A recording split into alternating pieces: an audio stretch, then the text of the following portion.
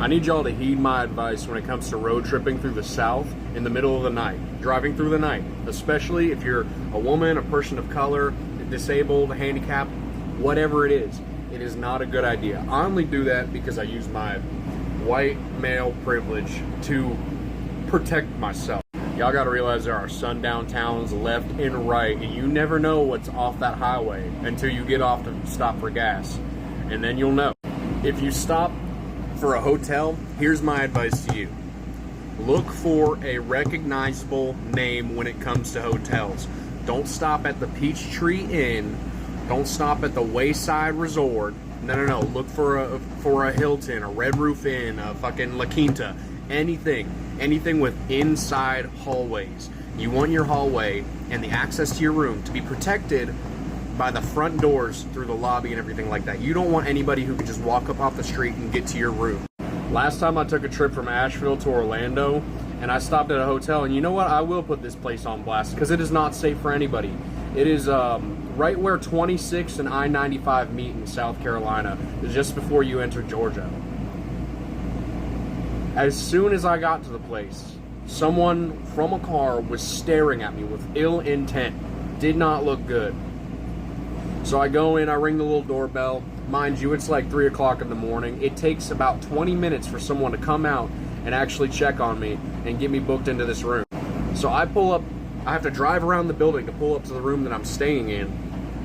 And there's a dude who's obviously like on some kind of drug in his car right in front of the room I'm staying in.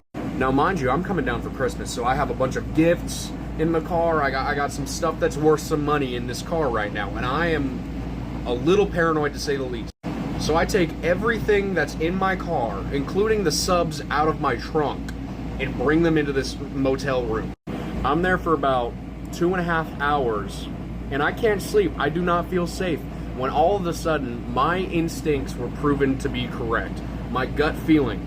Someone got shot outside of my hotel room.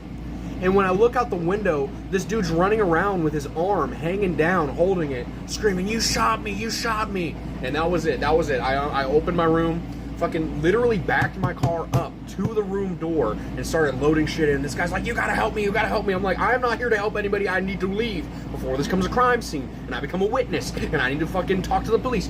No, I get in my car, I haul ass out of there. Tell me why the person who shot the guy follows me onto the highway.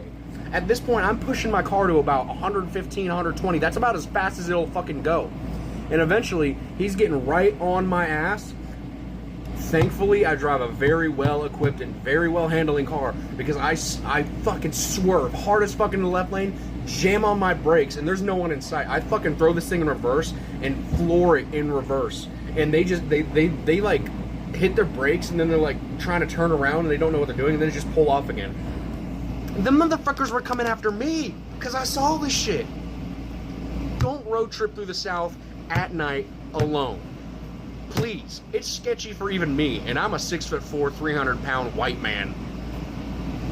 Take care of yourself. Since my last video did well about warning people of color about things that happen that they might not know about, here's a little thing. If you go to a restaurant and you are a person of color, and you hear the server walk back into the kitchen say, "The Canadians are here," they are not talking about Canadians. They're talking about you, and they're warning everybody that you're here because they're racist. They're making pre-assumptions about you based off of your skin color. So if you go to a restaurant and hear anybody, any part of the staff say, "Oh, is it the Canadians? The Canadians are here," they're talking about you and they're being racist. So please keep that in mind next time you go out to eat. Talking about you. I have a single one, just one white ex-boyfriend. And he once told me that his racist family that he no longer talked to, they would refer to people of color as Canadians as well. And at the time I was like, why? I feel like that's so, like, why Canadian? Like that, it just didn't make sense to me. But also, like, what racist thing does make sense?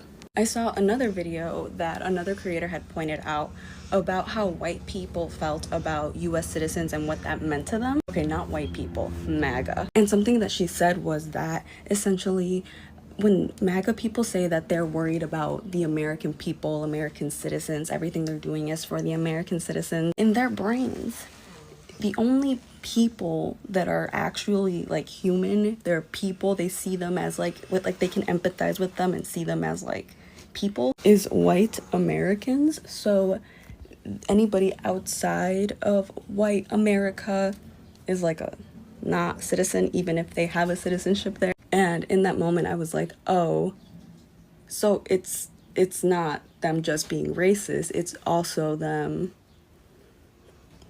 dehumanizing us. And when I put two and two together, I was in a little bit of a depression, I can't lie.